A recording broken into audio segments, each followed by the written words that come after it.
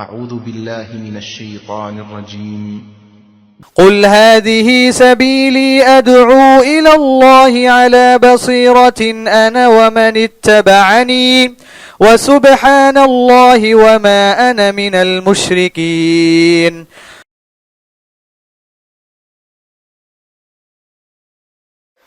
السلام علیکم ورحمۃ اللہ وبرکاتہ. الحمد للہ رب العالمین والصلاة والسلام على سید الانبیاء والمرسلین نبینا محمد وعلى آلہ وصحبہ اجمعین ومن تبعہم بإحسان الى یوم الدین. رمضان مبارک کورونا وائرس کی وجہ سے لاک ڈاؤن کے موسم میں آ رہا ہے. ایسے موقع پر رمضان کے تعلق سے اور تراویح کے تعلق سے کچھ ضروری احکام اور مسائل کا جاننا ضروری ہے. سب سے پہلی بات یہ ہے کہ آج کل میڈیا میں یہ مسئلہ اٹھایا جا رہا ہے کہ روزے کی وجہ سے آدمی کی امیونٹی پاور، قوت دفاع کمزور ہو سکتی ہے اور اس کی وجہ سے انسان کے جسم پر، اس کی صحت پر اثر پڑ سکتا ہے اور روزہ رکھنے سے ہو سکتا ہے کہ نعوذ باللہ اس وائرس کا حملہ روزے دار پر ہو جائے. اس کی وجہ سے بعض لوگ یہ غلط فہمی پھیلا رہے ہیں کہ روزہ نہیں رکھنا چاہیے، یا بعض لوگوں نے یہ کہا ہے کہ روزہ رکھنا خودکشی کرنے کے برابر ہے، اور یہ کہا گیا کہ اس مرض سے بچنے کے لیے آدمی کو اپنے حلق کو بھگو کر رکھنے کی ضرورت ہے، اور اگر آدمی کا حلق سوکھا رہا اور اس کے منہ میں پانی نہیں رہا، تر نہیں رہا اس کا منہ اور اس کا حلق، تو اس کی وجہ سے کورونا وائرس نعوذ باللہ لگنے کا زیادہ اندیشہ ہے اور اس کی وجہ سے جان کا خطرہ ہے. تو اس سلسلے میں سب سے پہلی بات یہ ہے کہ یہ بات طبی لحاظ سے ہرگز یہ ثابت نہیں ہوئی ہے کہ حلق کے سوکھا رہنے سے یہ بیماری لگنے کا امکان زیادہ ہے. یہ بیماری لگ سکتی ہے اور اس کی وجہ سے جان کا خطرہ ہو سکتا ہے، یہ ہرگز طبی لحاظ سے ثابت نہیں ہے، بلکہ اب تک عالمی ادارہ جو صحت کا ادارہ ہے اس سے بھی یہ بات اب تک ثابت نہیں ہوئی ہے کہ حلق کے سوکھے رہنے سے، حلق کا تر نہ رہنے سے آدمی اس بیماری پہ مبتلا ہونے کا خطرہ ہے. ہرگز اس کا ثبوت نہیں ہوا ہے. لہذا جب تک یہ ثابت نہ ہو جائے اس وقت تک روزہ رکھنے میں کوئی حرج نہیں، بلکہ ان تمام شیطانی وسواس اور خطرات کی وجہ سے و غلط وسوسوں کی وجہ سے انسان رمضان کے فرض روزوں کو نہ چھوڑے. ہاں، اگر کوئی شخص واقعی بیمار ہے اور ڈاکٹر اس کو وصیت کرتا ہے، اس کو تاکید کرتا ہے کہ وہ صحت کا خیال رکھے اور اس کے زبان کو، اس کے حلق کو تر رکھے، اور روزہ رکھنا اس کے لیے نقصان دہ ہے، روزے کی وجہ سے اس کی بیماری میں اضافہ ہو سکتا ہے یا بیماری لگ سکتی ہے یا اس کی جان کا خطرہ ہے، اگر کوئی امانت دار دیندار ڈاکٹر اگر کوئی ایسا مشورہ دے رہا ہے تو بے شک ایسے آدمی کو یا ایسے مریض کو ضروری ہے کہ وہ ڈاکٹر کے قول پر عمل کرے اور روزہ نہ رکھے تاکہ اس کی صحت متاثر نہ ہو جائے، بلکہ وہ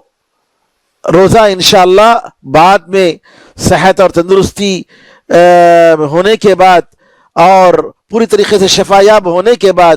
وہ جو ہے روزہ رکھے گا، روزہ قضا کرے گا، جیسا کہ قرآن کریم میں نبی کریم صلی اللہ علیہ وسلم سے حدیثوں میں اس کا ذکر آیا ہے۔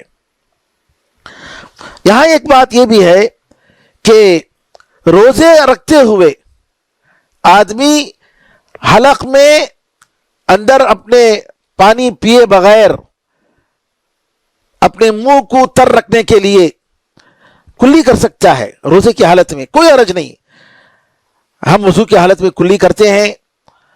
اور منہ میں پانی ڈالتے ہیں،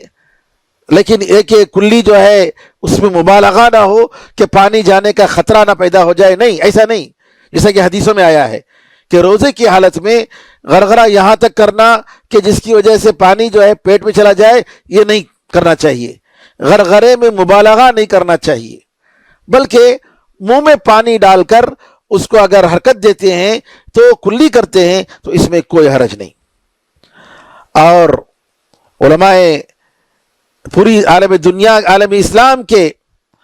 علماء کرام، مصر کے بڑے بڑے علماء کرام، جامعۃ الازہر کے علماء کرام، سعودی عرب کے علماء کرام اور بڑے بڑے علماء کرام نے یہی فتویٰ دیا ہے کہ مسلمان کے لیے بغیر کسی عذر کے رمضان کے روزوں کا ناغہ کرنا، بغیر کسی عذر کے رمضان کے روزوں کو چھوڑنا جائز نہیں ہے، کیونکہ طبی لحاظ سے ہرگز اس کا ثبوت نہیں ہے کہ روزے کی وجہ سے انسان کا امیونٹی پاور، اس کا قوت دفاع کمزور پڑ جاتا ہے۔ اب تک جو ہے سائنس کے طبی لحاظ سے اس کا کوئی ثبوت نہیں ہے، بلکہ ڈاکٹروں نے کہا ہے کہ روزے کی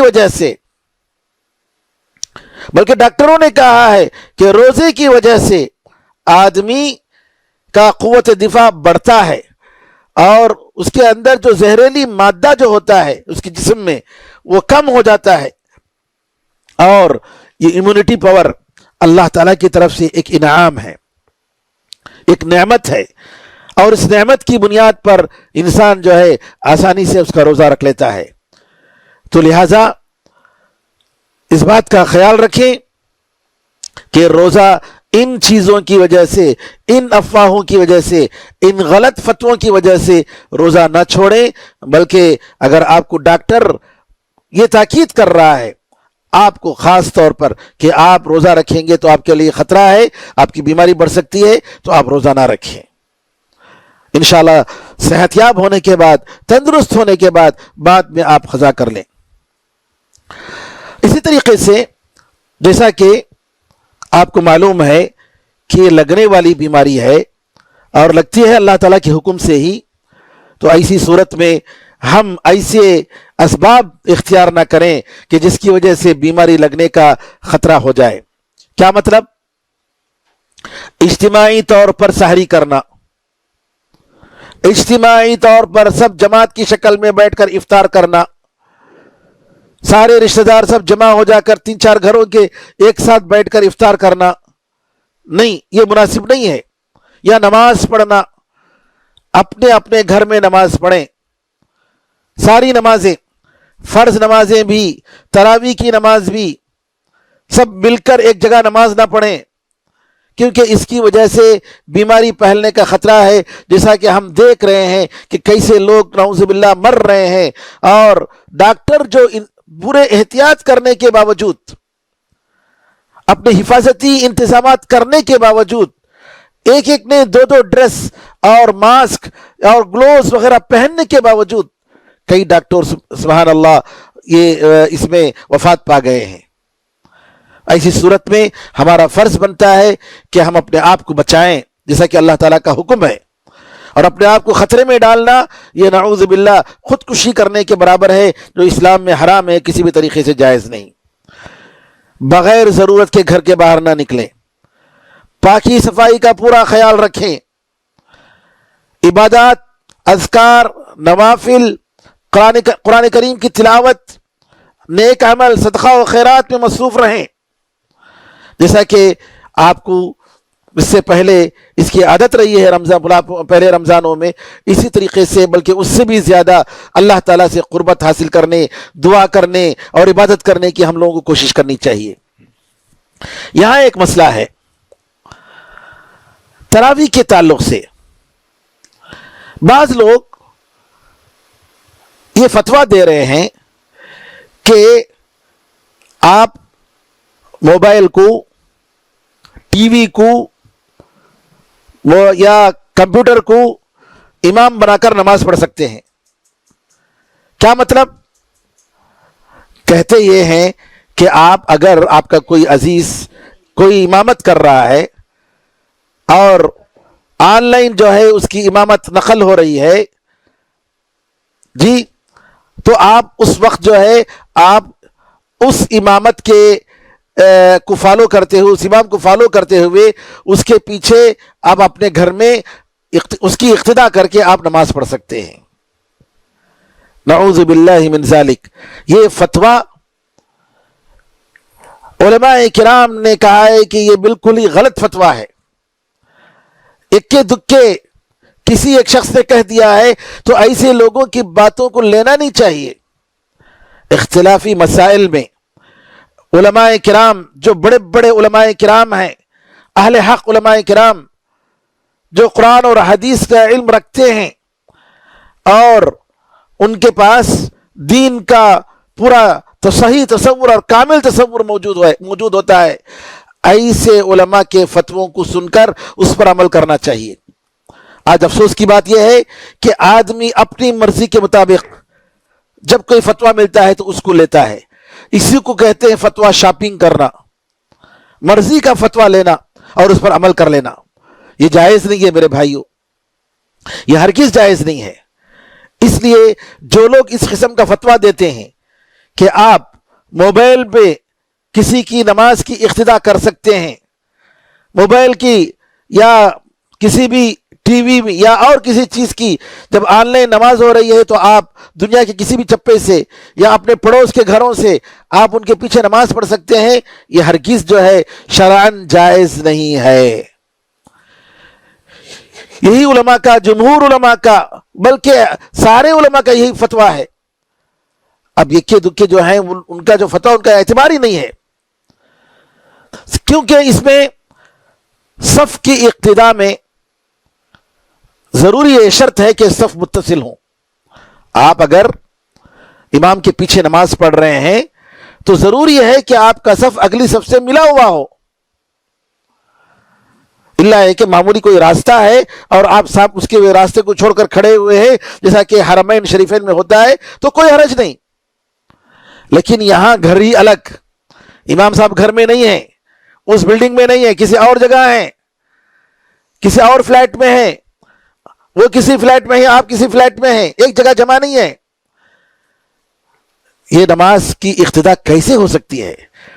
امامت کے بغیر آپ گویا نعوذ باللہ ان آلوں کو، ان فونوں کو اور ان کمپیوٹر اور ان چیزوں کو سامنے رکھ کر گویا ان کے پیچھے آپ امامت کر رہے ہیں، نماز پڑھ رہے ہیں، ان کی امامت میں نماز پڑھ رہے ہیں، کسی ایک مسلمان کی امامت میں نماز نہیں پڑھ رہے ہیں۔ ایک مرتبہ نبی کریم صلی اللہ علیہ وسلم نے ایک شخص کو دیکھا کہ وہ شخص جو ہے اکیلے صف کے پیچھے ہے لیکن اکیلے کھڑے ہو کر نماز پڑھ رہا ہے۔ نماز سے فارغ ہونے کے بعد آپ نے دیکھا کہ یہ شخص جو ہے اکیلے نماز پڑھ رہا ہے۔ نبی کریم صلی اللہ علیہ وسلم نے فرمایا کہ تم دوبارہ نماز پڑھو، تمہاری نماز نہیں ہوئی، کیونکہ اکیلے جو صف کے پیچھے نماز پڑھتا ہے اس کی صف نماز نہیں ہوتی ہے۔ اس حدیث کو شیخ بن باز رحمۃ اللہ علیہ نے صحیح قرار دیا ہے، اور شیخ مبارک فوری رحمۃ اللہ علیہ اور شیخ ابن عثیمین رحمۃ اللہ علیہ نے اس حدیث کو حسن قرار دیا ہے۔ لہذا تنہائی میں یا الگ سے جماعت کر کے دور صف سے کٹ کر آن لائن کسی کی اقتداء کرنا، کسی کے پیچھے مقتدی بن کر نماز پڑھنا، ایسی نماز ہوتی نہیں ہے، کیونکہ عبادات جیسے بھی ہیں یہ سب اللہ کی طرف سے ہیں، توقیفی ہیں۔ توقیفی کا مطلب یعنی اللہ نے جیسے بتایا ہے، نبی کریم صلی اللہ علیہ وسلم نے جیسے بتایا ہے، اسی طریقے سے ان نمازوں کو ادا کرنا چاہیے۔ ہم اپنے طور پر اپنی مرضی سے نماز کی شکل و صورت کو ہم بدل نہیں سکتے، امامت اور اقتداء کی شکل و صورت کو بدل نہیں سکتے۔ قرآن میں اللہ تعالیٰ فرماتا ہے ام لهم شرکاء شرعوا لهم من الدین ما لم یأذن به اللہ، کیا ان کے شریک ہیں؟ ایسے شریک یعنی انہوں نے جو بنا لیا ہے شریک اللہ تعالیٰ کے ساتھ، کیا ان کے ایسے کوئی شریک ہیں جنہوں نے دین میں ایسی چیزیں بنا لی جن کو اللہ نے اجازت نہیں دی؟ یعنی اللہ تعالیٰ کی اجازت کے بغیر، نبی کریم صلی اللہ علیہ وسلم کے طریقے کے بغیر اگر کوئی نیا طریقہ اپنایا جا رہا ہے تو یہ طریقہ اسلام میں مردود ہے۔ حدیث میں آتا ہے نبی کریم صلی اللہ علیہ وسلم فرماتے ہیں کہ ہر کام جو ہماری سنت کے مطابق نہ ہو وہ کام اس پر مردود ہے، اس کرنے والے پر مردود ہے، وہ ریجیکٹڈ ہے، اللہ تعالیٰ اس کو قبول نہیں کرے گا۔ تو لہذا نبی کریم صلی اللہ علیہ وسلم کی سنت کبھی یہ نہیں تھی، اور نہ صحابہ سے، تابعین سے، سلف صالحین سے، ائمہ کرام رحمۃ اللہ علیہ مجمعین سے ایسی چیزیں آئی ہیں، اس کی کوئی مثال ملتی ہے؟ لہذا اپنے اپنے گھر میں اپنے امام کو بنا کر وہاں جو ہے آپ مقتدی اقتداء کر کے نماز پڑھ سکتے ہیں، آپ آن لائن جو ہے اقتداء کر کے آپ نماز نہیں پڑھ سکتے۔ علامہ ابن قیم رحمۃ اللہ علیہ فرماتے ہیں کہ اگر کوئی شخص، جب نبی کریم صلی اللہ علیہ وسلم کی یہ بات کہ صف کے پیچھے ایک آدمی کھڑا ہوا ہے تو اس کی نماز نہیں ہوگی، تو جو آدمی نہ صف کے ساتھ ہے نہ جماعت کے ساتھ ہے اس کی نماز کیسے قبول ہوگی؟ اگر وہ کسی اور جماعت کی جو وہاں پر موجود نہیں ہے اس کی اقتداء کر رہا ہو، اور اگر ہم اس کو جائز قرار دیں گے تو نعوذ باللہ اس کا مطلب یہ ہوا کہ اپنے گھر میں بیٹھ کر ہم مسجد کی اقتداء کریں۔ ہم مسجد کی کہاں ہے اقتداء کر رہے ہیں، مسجد سے کہہ رہے ہیں کہ بھئی آن لائن بھیج دو تمہاری نماز کو اور ہم جو ہے یہاں اپنے گھر میں نماز پڑھ لیں گے۔ تو مسجد بنانے کا فائدہ کیا ہے؟ نعوذ باللہ من ذالک، جبکہ اللہ تعالیٰ نے مسجد بنانے کا حکم دیا۔ تو یہاں کہنے کا مطلب یہ ہوا کہ یہ جو نماز کے بارے میں جو باتیں بتائی گئی ہیں جماعت تراویح کے تعلق سے کہ آن لائن امامت کر سکتے ہیں اور آن لائن امام کی اقتداء کر سکتے ہیں، یہ بالکل ہی غلط بات ہے، کسی بھی طریقے سے جائز نہیں۔ تراویح کے تعلق سے اور کچھ مسائل۔ تراویح کی نماز کے لیے یہ ضروری نہیں ہے کہ اس میں قرآن کو ختم کیا جائے۔ بعض لوگ کیا سمجھتے ہیں کہ پورا قرآن اس میں ختم ہونا چاہیے، یہ کوئی شرط نہیں ہے۔ قرآن اگر پورا پڑھتے ہیں تو ٹھیک ہے، اچھی بات ہے، نہیں پڑھتے ہیں تو بھی کوئی حرج نہیں۔ اگر آپ کو قرآن یاد نہیں ہے، چھوٹی چھوٹی صورتیں یاد ہیں، لمبی نماز پڑھنا چاہتے ہیں، آپ ان صورتوں کو بار بار دہرا سکتے ہیں۔ مثال کے طور پر سورہ اخلاص قل هو اللہ احد بار بار پڑھے، 4 بار پڑھے، 5 بار پڑھے، 10 بار پڑھے ایک رکعت میں، اور پھر اس کے بعد رکوع کو جائے، الحمدللہ بالکل ٹھیک ہے۔ نبی کریم صلی اللہ علیہ وسلم کے پاس ایک بدو صحابی آئے، انہوں نے کہا اللہ کے رسول آپ جتنے اچھے انداز سے پڑھتے ہیں اور معاذ بن جبل جتنے اچھے انداز سے پڑھتے ہیں ویسا سب پڑھنا ہمیں نہیں آتا۔ نبی کریم صلی اللہ علیہ وسلم نے پوچھا تمہیں کیا آتا ہے؟ کہا سبحان اللہ، الحمدللہ، استغفر اللہ، اللہ اکبر، یہ آتا ہے۔ کہا یہی پڑھو بس کافی ہے، ہم بھی اسی کے اطراف جو ہے گھومتے ہیں، ہم بھی اسی طریقے سے پڑھ رہے ہیں، تمہیں جتنا یہ پڑھ سکتے ہو تم اتنا پڑھو، کوئی حرج نہیں۔ اور قرآن میں اللہ تعالیٰ فرماتا ہے کہ جو ہے فَقْرَؤُوا مَا تَيَسَّرَ مِنْ، جو تمہیں آسان ہے اس میں سے پڑھو۔ تو لہٰذا سلف صالحین کے بارے میں آتا ہے کبھی کبھی ایک آیت بار بار اس میں غور و فکر کر کے اسی آیت کو دہراتے تھے، اس کے معنی میں غور کرتے تھے، پوری رات ایک ہی آیت پڑھ کے ختم کرتے تھے اپنی نماز، سبحان اللہ۔ اور تراویح کے تعلق سے کہ اگر کوئی گھر میں چھوٹا بچہ ہے لیکن اس کو قرآن کریم اچھا یاد ہے، اس نے زیادہ یاد کیا ہوا ہے، تو ایسے شخص کو امام بنا کر بھی نماز پڑھ سکتے ہیں، کوئی حرج نہیں۔ نبی کریم صلی اللہ علیہ وسلم کے زمانے میں عمرو بن سلمہ ایک صحابی تھے جن کی عمر 6 یا 7 سال کی عمر تھی، لیکن اس بستی میں وہ قرآن کریم کو سب سے زیادہ یاد کرنے والے تھے۔ نبی کریم صلی اللہ علیہ وسلم نے ان کو امام بنایا اور ان کے پیچھے فرض نماز لوگ ادا کرتے تھے، حتیٰ کہ وہ بچہ ایسا تھا کہ اس کے سطر جو ہے اس کا چھپتا نہیں تھا برابر، کپڑا اس کا پھٹا ہوا تھا پیچھے سے۔ ایک عورت نے کہا بھائی ارے امام صاحب کا سطر تو چھپاؤ نا، یہ صحیح بخاری میں یہ روایت آئی ہے۔ یہ نہیں، اتنا چھوٹا بچہ تھا، اس کو معلوم بھی نہیں تھا، اتنا شعور بھی نہیں تھا۔ تو اگر تراویح کی نماز کے لیے آپ کے گھروں میں بچہ ہے، چھوٹا بچہ، اور وہ امامت کر سکتا ہے تو بالکل آپ کر سکتے ہیں، کوئی حرج نہیں ہے۔ اور اگر اسی طریقے سے قرآن کو ہاتھ میں رکھ کر قرآن دیکھ کر تراویح کی نماز پڑھ سکتے ہیں۔ عائشہ رضی اللہ تعالیٰ عنہ کے بارے میں آتا ہے کہ رات کی نمازیں، تہجد کی نماز لمبی لمبی پڑھتے تھے، اور ان کا غلام ایک تھا اور اس کے غلام کو قرآن دیکھ کر پڑھنے کے لیے کہتے تھے، اور عائشہ رضی اللہ تعالیٰ عنہ اس کی اقتداء میں اس کے پیچھے نماز پڑھتے تھے۔ تو اگر آپ قرآن پڑھنا چاہتے ہیں دیکھ کر پڑھ سکتے ہیں، کوئی حرج نہیں ہے، اور جب قیام آپ کا ختم ہو، قرات ختم ہو، تو آپ رکھ دیں قرآن، اور پھر جب قیام جب دوبارہ شروع ہو تو قرآن اٹھا کر دیکھ کر پڑھ سکتے ہیں، اس میں کوئی حرج نہیں ہے۔ ایک بات یاد رکھیں کہ عورت مرد کی امامت نہیں کر سکتی ہے، عورت عورتوں کی امامت کر سکتی ہے۔ اور اسی طریقے سے تراویح کی نماز، رات کی نمازیں آخری وقت میں پڑھنا، آخری وقت میں پڑھنا، رات کے آخری وقت میں، یہ زیادہ افضل ہے، شروع کے وقت میں پڑھنے سے زیادہ بہتر ہے۔ جیسا کہ عمر رضی اللہ تعالیٰ عنہ نے فرمایا کہ یہ لوگ جو پڑھ رہے ہیں اس سے زیادہ بہتر وقت یہ ہے کہ یہ آخری جس میں سو رہے ہیں آخری وقت میں، اس وقت میں پڑھنا زیادہ بہتر ہے، کیونکہ حدیث میں آتا ہے کہ نبی کریم صلی اللہ علیہ وسلم سے پوچھا گیا کس وقت ہماری دعا قبول ہو سکتی ہے، ہماری دعا کے قبول ہونے کا زیادہ امکان کب ہوتا ہے؟ تو نبی کریم صلی اللہ علیہ وسلم نے فرمایا جوف اللیل الآخر، آخری رات کا جو درمیانہ حصہ ہے وہ حصہ بہترین وقت ہے، اس میں دعا قبول ہونے کا زیادہ امکان ہے۔ رات کے آخری تیسرے حصے میں اللہ تعالیٰ دنیاوی آسمان میں ہر رات اتر کر آتا ہے اور کہتا ہے کوئی بندہ جو اپنی حاجت مانگے میں اس کی حاجت پوری کروں، ہے کوئی بندہ جو مجھ سے معافی مانگے میں اس کو معاف کر دوں۔ تو لہٰذا رات کے تیسرے حصے میں نماز پڑھنا، یہ پہلے حصے میں نماز پڑھنے سے اس میں کوئی شک نہیں کہ زیادہ افضل اور زیادہ ثواب کا باعث ہے۔ اللہ تعالیٰ سے دعا ہے کہ اللہ تعالیٰ ہم سب کو اس ماہ مبارک میں اللہ تعالیٰ کی زیادہ سے زیادہ عبادت کرنے کی توفیق عطا فرمائے۔ ربنا اعنا على ذکرک و شکرک و حسن عبادتک،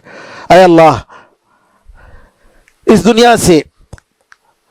اس مصیبت کو، اس وبا کو، اس بلا کو اے اللہ تو پاک کر دے۔ اے اللہ جلد از جلد سارے لوگوں کو، سارے انسانوں کو امن و امان اور عافیت عطا فرما، اس بیماری سے نجات عطا فرما۔ اے اللہ تو اپنے فضل و کرم سے ہمارے گناہوں کو معاف فرما۔ اے اللہ تو اپنی فضل و کرم سے اس ماہ مبارک کی رحمتیں اور برکتیں عطا فرما، شب قدر میں قیام کرنے والا ہمیں بنا دے۔ اے اللہ ہماری ساری عبادتوں کو قبول فرما، ہماری دعاؤں کو قبول فرما۔ اے اللہ ہم سب کو تیرا نیک بندہ بنا دے۔ اے اللہ ہمارے سارے بزرگ جو اس دنیا سے رخصت ہو چکے ہیں، اے اللہ ان بزرگوں کو اپنے فضل و کرم سے تو ان کو معاف کر دے، ان کی قبروں کو جنت کا ٹکڑا بنا دے، ہمارے بیماروں کو شفا اور تندرستی عطا فرما، صحت عطا فرما۔ آمین یا ارحم الراحمین، والحمد للہ رب العالمین، وصلی اللہ وسلم علی نبینا محمد وعلی آلہ وصحبہ اجمعین، والسلام علیکم ورحمۃ اللہ وبرکاتہ۔ سبحانک اللہم وبحمدک، اشہد ان لا الہ الا انت، استغفرک واتوب الیک۔